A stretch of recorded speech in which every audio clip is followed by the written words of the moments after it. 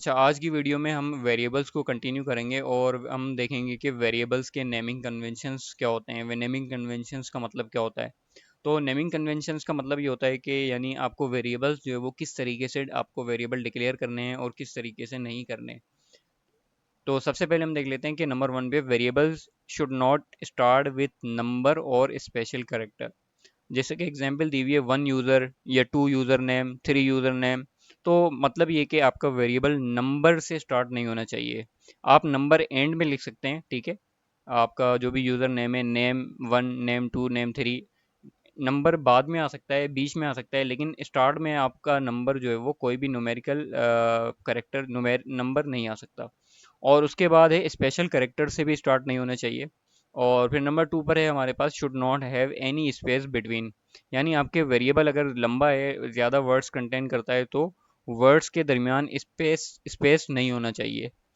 ठीक है, तो इसके लिए फिर हम यूज़ करते हैं वेरिएबल्स के नेमिंग, वेरिएबल्स के केसेस।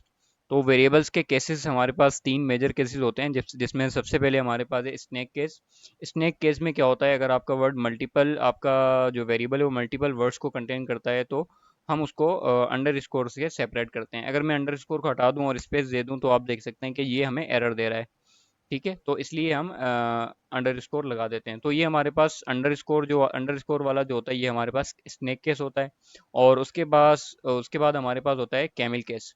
कैमिल केस में क्या होता है, हर सेकंड वर्ड जो हमारे वेरिएबल का होता है वो कैपिटल लेटर से स्टार्ट होता है।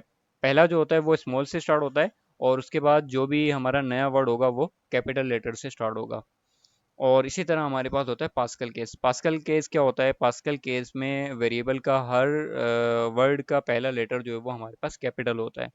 तो यूज़र का यू कैपिटल और नेम का एन कैपिटल। तो ये हमारे पास तीन बेसिक केसेस होते हैं जो कि हम यूज़ करते हैं। अच्छा, इसमें से आप कोई भी केस यूज़ कर सकते हैं। ये डिपेंड करता है कि आप अगर टीम के साथ काम कर रहे हैं, आप किसी प्रोजेक्ट पे काम कर रहे हैं, तो उसमें ऑलरेडी अगर कोई केस ज़्यादा यूज़ हुआ हुआ है तो आप बेटर बेस्ट प्रैक्टिस ये है कि आप उसी केस को यूज़ करें। अदरवाइज ये आपकी चॉइस है कि आप किसी भी केस को यूज़ कर सकते हैं। अच्छा, उसके बाद फिर हम देखते हैं केस सेंसिटिविटी। अच्छा, तो यूज़र नेम हमारे पास तीन है, तो हमने तीनों के अंदर सेपरेट वैल्यूज़ असाइन की हैं, और ये सेपरेट ट्रीट होगा, ठीक है। अच्छा, केस सेंसिटिविटी क्या होता है कि अगर आप कोई वेरिएबल कैपिटल में डिक्लेयर कर रहे हैं, उसमें वैल्यू हमने असाइन की है 20, और अगर हम उसी नाम से यानी एज को स्मॉल लेटर से असाइन करें और उसमें 30 हमने वैल्यू दे दी, और उसके बाद हमने टाइटल केस में एज को असाइन डिक्लेयर किया और उसमें हमने 25 दे दी। तो इसमें केस सेंसिटिव का मतलब ये होता है कि अगर आपका वेरिएबल कैपिटल लेटर से डिक्लेयर हुआ हुआ है, और वही वेरिएबल आपका स्मॉल लेटर से डिक्लेयर हुआ हुआ है, और वैल्यू दोनों को अलग अलग असाइन हुई हुई है, तो वो अलग अलग ही ट्रीट होंगे। वो एक वेरिएबल नहीं है, वो अलग वेरिएबल हैं।